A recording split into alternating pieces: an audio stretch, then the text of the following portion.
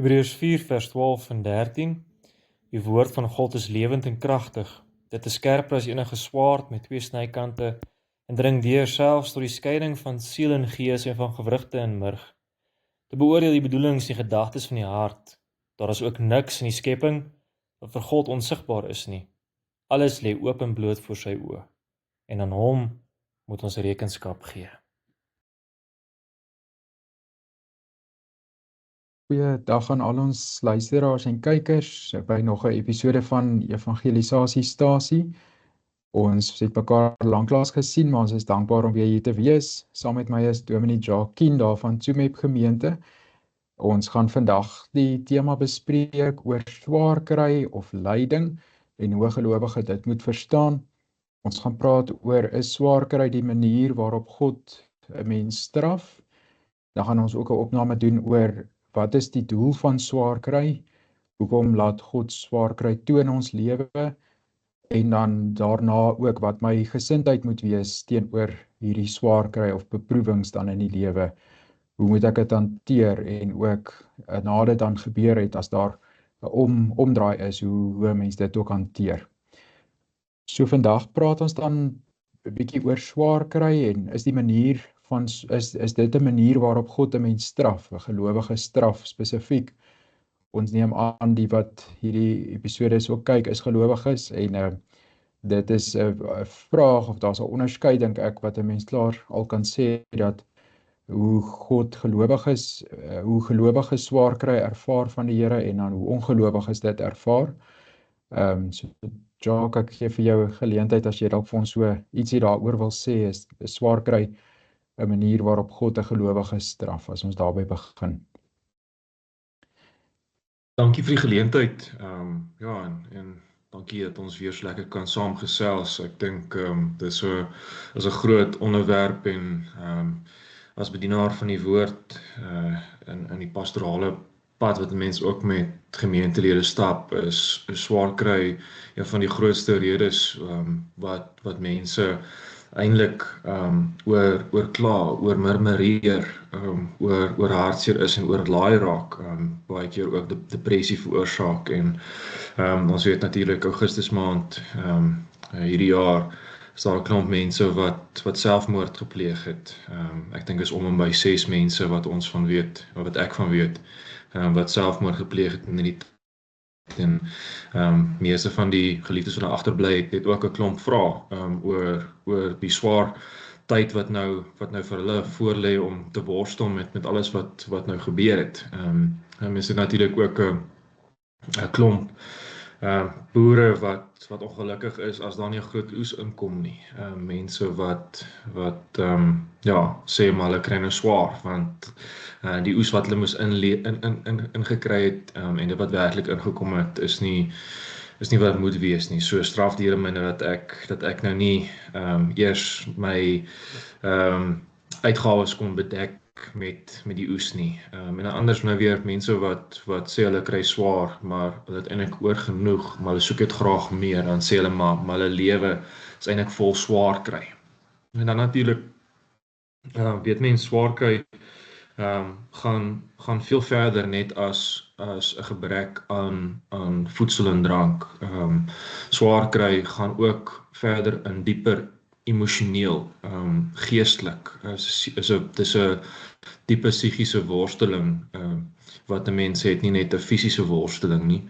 En daarom is dit 'n bitter goeie tema om aan te pak, maar ook 'n wye tema en ek dink ook nie ons gaan alles in een opname kan opneem nie, maar ek dink daar's wel vir ons 'n wonderlike troos in God se woord vir elke gelowige. Kyk, swaar kry, ek gaan dit ook vooraf nou, ek is weer met Daniel ook vooraf dit bespreek. Swaar kry is een van die grootste redes ook hoekom ons ateïste het, mense wat teen die Here is. Ateïsme sê eintlik die woord ateïs sê teen God. Die mense hoekom hulle teen God is want hulle sê maar geliefdes vir my wegneem. Kyk hierdie tsunamies en alles wat in die wêreld nou heidaglik gebeur. Kyk al die goeders. Hoe kan ons sê daar's liefdevolle God al die goed gebeur? Daar's mense swaar kry, mense seer kry, mense doodgaan.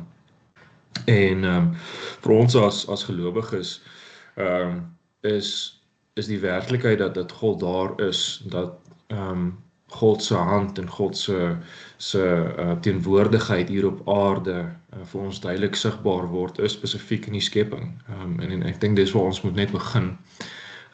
Toe God die hemel en die aarde geskape het hy alles goed geskape. Dit was perfek geskape. Daar was nie gebrokenheid en sonde nie. Daar was nie die feit van verganklikheid nie. Daar was nie 'n saak waar ons moes ly nie. Inteendeel, ons het gewerk met vrymoedigheid, ons het nie swaar gekry nie. Ons het veel meer gehad as wat ons nou het na die sondeval. En ek dink dis iets wat mense in perspektief moet neem voordat 'n mens eers begin met swaar kry gesprek. Want God het van die begin af alles perfek geskape. En sondeloos geskape. Ek dink daai is kern tot ons gesprek nou ook, sondeloos. Met ander woorde, daar was nie gebrokenheid gewees nie. Daar was nie verganklikheid gewees nie. Daar was nie hierdie seer kry en swaar kry en siekte en alles wat ons nou huidigelik beleef wat ons eintlik depressie gee en ons so oorlaai dat ons eintlik in sak en as gaan sit soos Job nie. En ek dink dis iets wat as mense dit nie in perspektief neem nie, dan gaan mense gesprek ook nie na die Bybel en deur die loop van wat ons in die Bybel ook hoor vir ons sin maak nie. En dan gaan ons konstant hierdie vraag vra, maar hoekom? Hoekom lyk die wêreld soos nou lyk? En die vinnige antwoord wat ek het graag nou net wil sê, ek dink ek wil nou nie te veel van die tyd na afstand daar rondom nie, maar ek dink dit is net belangrik om te noem. Dis as gevolg van sonde, die sondeval, het ons begin die wêreld sien agteruit gaan. Die wêreld sien, dis die verganklikheid waarvan ons nou praat. Romeine 8 noem dit. Hy sê dit is die verganklikheid wat God aan hierdie wêreld gegee het om hulle daaraan te onderwerp, sodat hulle kan smag na die Here wat sal uitkoms gee. Romeine 8 sê dit nog ons eintlik baie mooi. Ek wil net gou vir ons hier net voorhou, Romeine 8, as ek dit gou opmaak.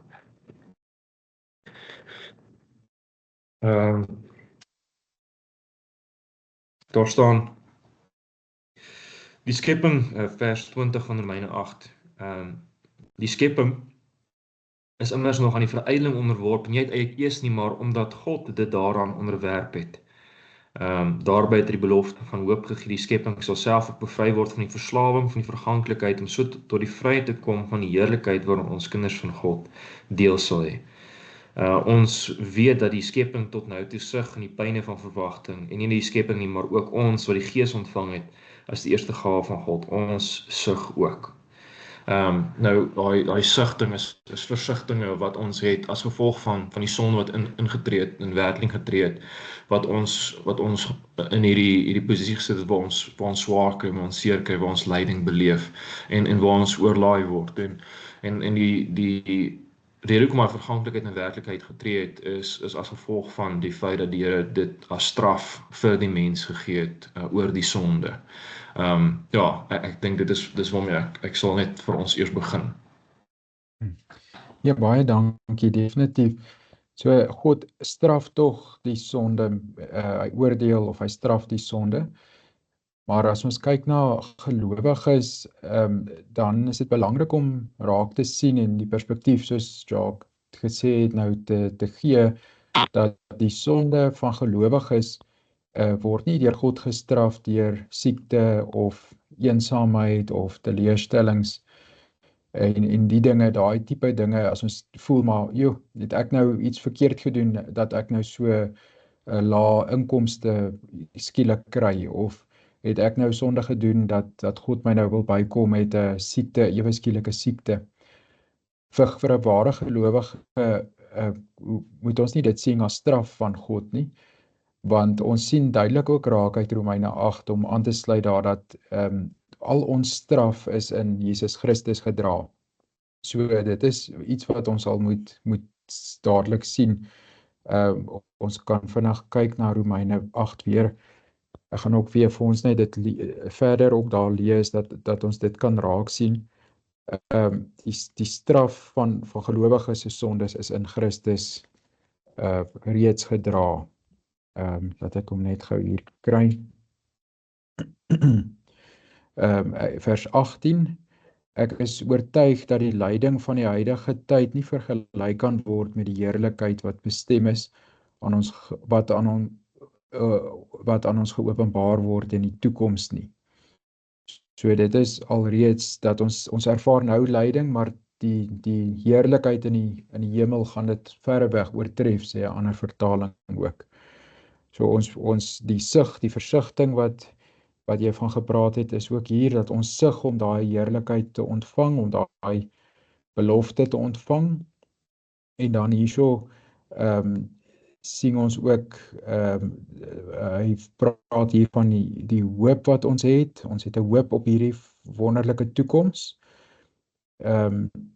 Wat sal ons dan hiervan sê? As God vir ons is, wie kan teen ons wees? Hy wat selfs nie sy eie seun gespaar het nie, maar hom ter wille van ons almal oorgelewer het.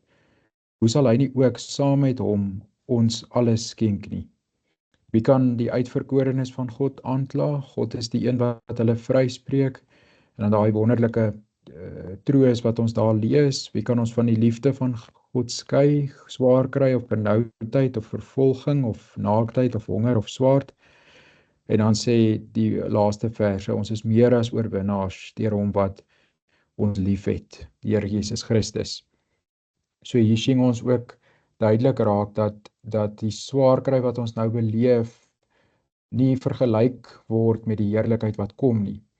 En dan ook, ek soek nou net daai vers spesifiek wat handel oor die feit dat Jesus Christus ons straf op hom geneem het. Ek gaan hom bietjie soek en dan sal ek net dit inlig.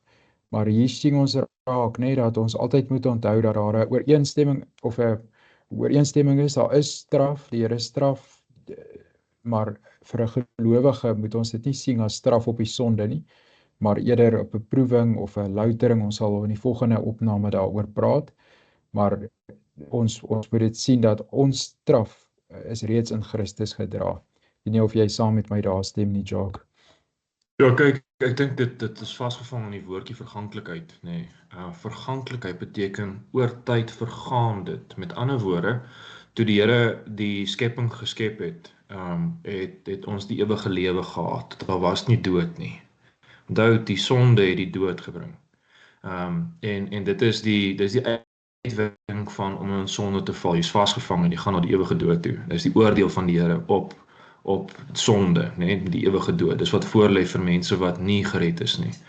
En ek dink dit is iets wat mense hier moet sien, is die verganklikheid is juist daar omdat Adam en Eva uit die tuin van Eden weggevat is om nie die aan te hou lewe nie. Dis wat die Here ook gesê het. Dis hoekom hy hulle uit die tuin van Eden uit laat gaan het. En hoekom ons nou ook verganklikheid sien. Want ons vergaan nou soos 'n voertuig wat 'n mens nou nie koop wat oor tyd vergaan. Hy raak oud, hy raak nuut, hy breek af. Dit is alles wat as gevolg van die sonde ontstaan. So dis nie die Here wat sonde geskep het nie. Ek dink dis wat ons net hier van begin af moet sê. Die Here het nie sonde geskep nie. En die sonde is die rede hoekom ons dan ook hierdie agteruitgang sien, hoekom ons lyding sien, hoekom ons swaar kry sien. 'n Goeie voorbeeld hiervan is by Job.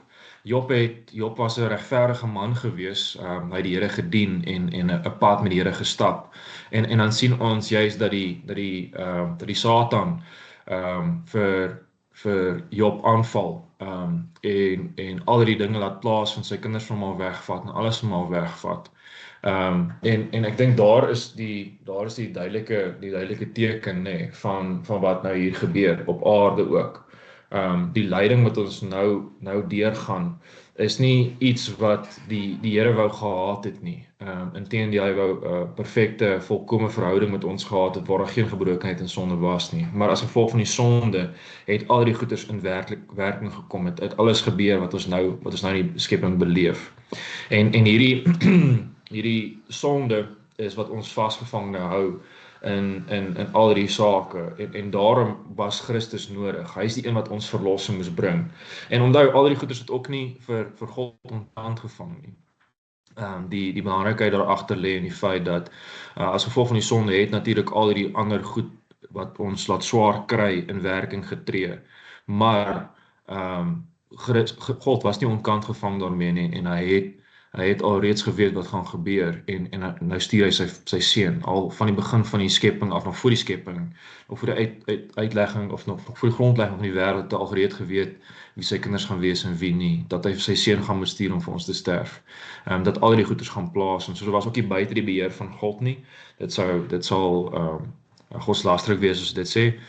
Niks wat hier op aarde gebeur is buite die beheer van die Here nie, maar hy het dit toegelaat, juis sodat hy ook sy hand, sy almag in ons lewens kan duidelik maak, kan vir ons kan wys, maar ons het die Here nodig. Met die sondeval het ons weer gesê, nee, ons het U nie nodig nie.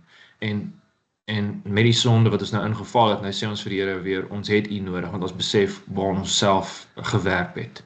So die sonde het net die wêreld gekom, nie as gevolg van God nie, maar as gevolg van die mens self. En daar is die verskil. Nee. So ons kan nie vir die Here kwaad wees, ons vir onsself kwaad wees, want ons het hierdie goeders oor onsself gebring. Definitief, ja. Die vers wat ek wou ek lees daar in Romeine 8 is sommer Romeine 8 vers 1. Hy sê daar is nou geen veroordeling vir die wat in Jesus Christus is nie. So dis presies soos jy sê, nee, die veroordeling van God kom nie ons toe nie deur die genade, dit kom Jesus Christus toe. Christus het al ons straf op hom geneem aan die kruis. En tereg, die straf op die sonde is die ewige dood. Genesis 2 maak dit baie duidelik, die dag as jy van hierdie vrug eet, sal jy sekerlik sterf, sê God vir Adam. So hy sê nie die dag as jy van hierdie vrug eet, sal jy siek word of sal jy arm word of so nie. Hy sê jy sal sterf en so die straf op die sonde is die ewige dood. En daai straf het Christus vir ons gedra in Romeine 8. So gelowiges moenie dit sien as hulle deur swaar kry gaan dat God hulle straf nie, nee, want Christus het klaar daai straf gedra. As ons deur swaar tye gaan, dan sit die Here dit op ons pad vir 'n ander doel, vir 'n ander rede, maar nie om ons te straf nie. Iets om dit duideliker te maak is dalk Hebreërs 12, daarvan vers 4 af staan, julle het nog nie ten bloede teenstand gebied teen die stryd teen die sonde nie. En julle het die aansporing wat julle as kinders aangespreek het heeltemal vergeet. Die aanhaling, my seun, moenie die dissiplinering van die Here geringskat nie en moenie moedeloos word wanneer jy deur hom bestraf word nie. Want die een wat vir die Here liefhet, tug hy en hy straf elke seun wat hy aanneem. So hier kan ons ook hoor dat elke gelowige deur tugtiging of deur lyding moet gaan, maar in die Here se liefde dan. Verdra dan die tugtiging want God behandel julle as sy seuns. Want watter seun word nie deur sy vader getug nie. Maar as julle sonder tugtiging is, waaraan almal deel gehad het, dan is julle oneg en nie egte seuns nie. Verder, ons het ons aardse vaders gehad, wat ons getug het en ons het hulle gerespekteer. Sal ons dan nie baie eerder aan die geestelike Vader ons onderwerp en daarvolgens leef nie? Want hulle het vir ons vir 'n kort rukkie getug, volgens dit wat vir hulle reg geryk het, maar hy het tot ons beswil ons getug, sodat ons deel kry aan sy heiligheid. Op die oomblik lyk elke tugtiging wel nie of dit blydskap bring nie, maar droefheid. Later lewer dit egter 'n vredevolle vrug op vir hulle wat daardeur ingeoefen is, 'n vrug van geregtigheid. Hier kan ons ook raak sien dat alle gelowiges deur lyding iewers in hulle lewe moet gaan. En daar's baie ander gedeeltes ook. Jesus sê self ook, nee, dat in hierdie wêreld sal julle dit moeilik hê, maar hou moed, ek het die wêreld reeds oorwin. So ons gaan swaar dae beleef en moeilike dae en terugslaa, maar ons moet dit nie sien as God wat ons straf nie. Hy die straf in sy seun Jesus Christus reeds volbring. Ja, ek dink ek wou hierso nog net so laaste gedagte net wissel.